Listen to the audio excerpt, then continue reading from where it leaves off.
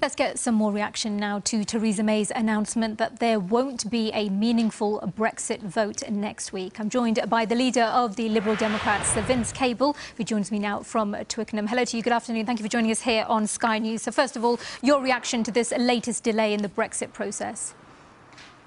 Well, it's sort of wickedly irresponsible. I mean, it's playing a game of chicken with the British public, actually, and with their elected representatives in Parliament. It's absolutely spooking business. I've been talking to the main business federations in the last few days. They cannot get on. They can't invest. They're worried stiff about their exports. Who's going to pay for them at what tariff? It's just creating an enormous amount of unnecessary uncertainty. But I think the positive thing is that in the coming week, thanks to the cabinet revolt that we saw yesterday, I think there's now a real chance that no deal will be taken off the table, possibly through a substantial postponement of Brexit, and that will ease some of the anxiety. Well, the Prime Minister has said that the talks with the EU are continuing and they are positive. Shouldn't that be the priority? What would a meaningful vote this week achieve? Well, it's very difficult to see what these talks with the European Union are actually about. I mean, the withdrawal agreement, which is the heart of Theresa May's proposals, was concluded long ago, back in November. There's not the slightest sign that it's going to be reopened, which is what Conservative backbenchers and the Democratic Unionists in Ireland are demanding.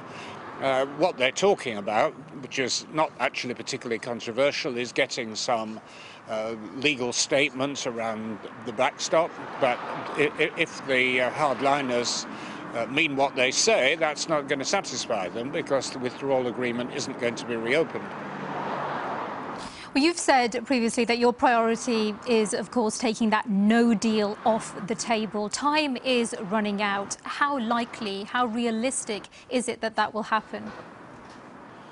Well, I think it's increasingly realistic. I mean, not only is it absolutely necessary, but I think there is now a consensus in Parliament that this dangerous game of chicken has just got to stop. It's causing immense damage, even if we don't get to the point of Brexit, and Parliament just has to stop it. Now there is the problem of actually producing an amendment, a form of words which has legal force and isn't just a statement of good intentions.